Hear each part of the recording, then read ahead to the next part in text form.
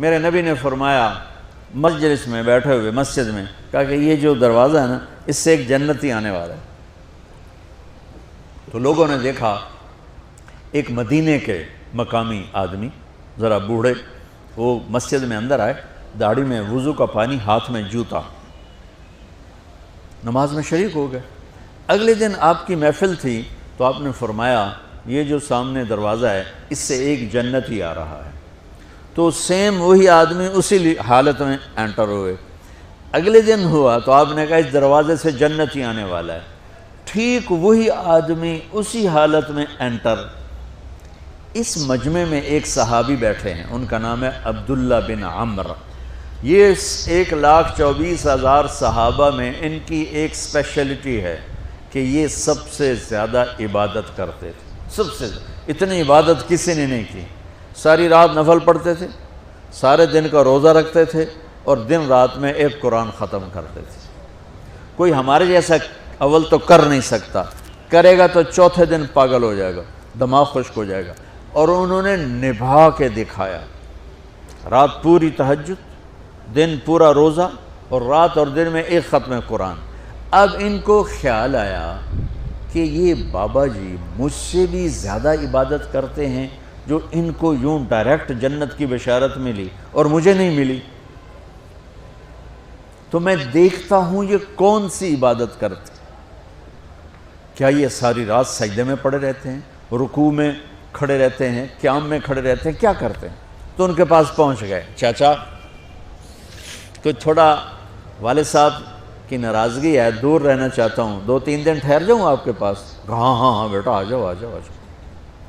اب عشاء کی نماز کے فوراً بعد انہوں نے چادر اوپر لی اور چادر میں یوں سوراخ کیا اور یوں لیٹ کے دیکھنے لگے کہ اب یہ بزرگ کیا کرتے ہیں۔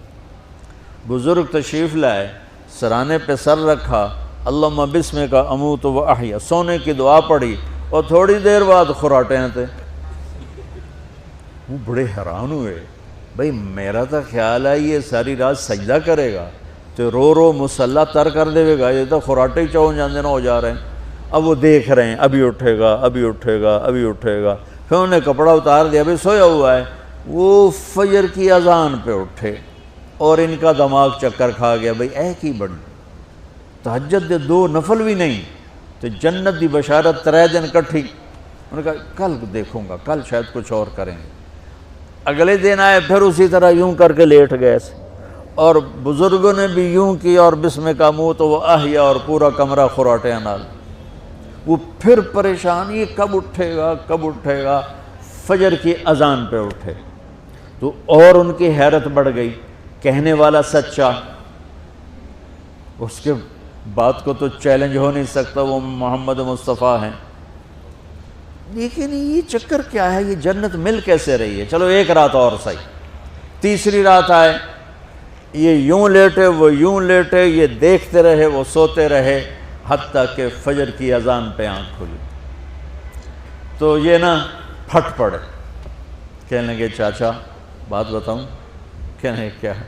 کہ میری کوئی جھگڑا نہیں تھا ابا سے، میں نے 3 دن مسلسل تیرے بارے میں سنا جنتی آ رہا، 3 دن تجھے اللہ کے نبی نے بشارت دی، جنتی ہے جنتی ہے جنتی ہے، لیکن میں اس بات پہ حیران ہوں تو ساری رات سوتا رہتا۔ اس زمانے میں منافق بھی تہجد نہیں چھوڑتے تھے، فرض نماز تو فرض نماز ہے، منافق بھی تہجد نہیں چھوڑتے تھے۔ تو کہنے لگے کیا کرتے ہو؟ ساری رات تو سوتے گزار دیتے، کیا کرتے ہو؟ کہنے لگے بھتیجے جو تو نے دیکھا ہے یہی کرتا ہوں۔ اب یہ پریشان ہے کہ اللہ کے نبی کی بات کو تو چیلنج ہو نہیں سکتا، اور جس کو بشارت دی ہے انہوں تے فٹ نظر نہیں آ رہی کہ کیسے 2 نفل آج کہ نیک لوگ تہجد نہیں چھوڑتے۔ تو کہنے لگے اچھا چلو اللہ نے ایسا ہی، اللہ کی مرضی، اللہ کے نبی کی مرضی۔ یہ 4 قدم چلے تو آپ سننا، کہا بھتیجے ادھر آؤ، کہا بیٹا ادھر آؤ، آ گئے۔ کہنے لگے اب تمہیں اصلی بات بتاؤں، اب تمہیں اندر کی بات بتاؤں؟ انہوں نے کہا کیا ہے کیا ہے؟ اب وہ تیار ہو گئے کہ یہ کہیں گے میں 3 دن بیمار تھا اس لیے میں اٹھ نہیں سکا، ورنہ میں تو ساری رات سجدے میں گزارتا ہوں، میں تو ساری رات روتے روتے گزارتا ہوں، تو 3 دن میں بیمار تھا، میرے پیٹ میں درد تھا، میرے سر میں درد تھا، تو میں اٹھ نہیں سکا، ورنہ تو دیکھتا تو حیران ہو جاتا میری رات کیسے ہوتی، لہذا ہاں جی جی جی۔ تو کہنے لگے مجھے دیکھو، یہاں ہاتھ رکھا، کہ یہ جو دل ہے نا، دل، اس میں دنیا کی کسی انسان کی نفرت نہیں ہے، اور جب اللہ کسی کو کوئی رزق دیتا ہے تو مجھے کبھی حسد نہیں ہوا، مجھے خوشی ہوتی ہے۔ تو ان کی جو باڈی لینگویج تھی نا، حیرت میں ڈوب کے وہ کہتے ہیں ہاں بات ہے، سمجھ آ گئی، یہی سے۔ انہوں نے ایسا نہیں کیا، وہ کہنے لگے ہاذا ہوا، اچھلے اپنی جگہ سے، ہاذا ہوا، یہ چاچا اب سمجھ میں آ گیا، سمجھ میں آ گیا، یہی ہے جو آپ کا سینہ اللہ نے پاک کر دیا ہے، اس پر آپ کو جنت ملی ہے۔ یہ صرف تہجد تے نفلاں تے انج سوکھی نہیں لبدی، یہ جو آپ کا سینہ پاک ہے۔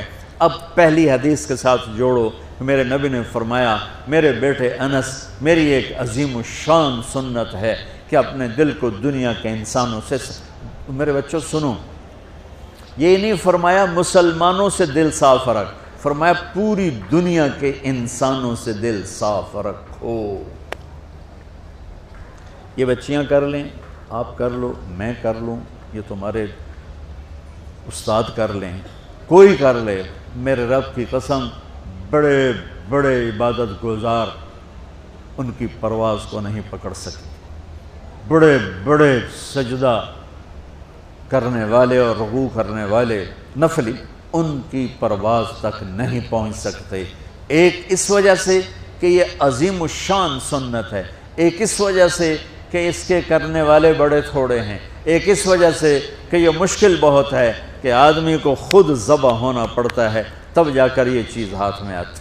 ایسے نہیں ہے کہ تہجد کے لیے نیند قربان کر دی، ہم جماعت میں گئے 40 دن کے لیے، تھوڑا روکھا سوکھا کھا لیا اور گھر کی جدائی برداشت کر لی، یہ پل پل کی موت ہے، پل پل کی عزت نفس پہ چھریاں ہیں، اور پھر یہ مسکرا کے چلتا ہے، یہ مقام اسے جبریل سے بھی اوپر لے جاتا۔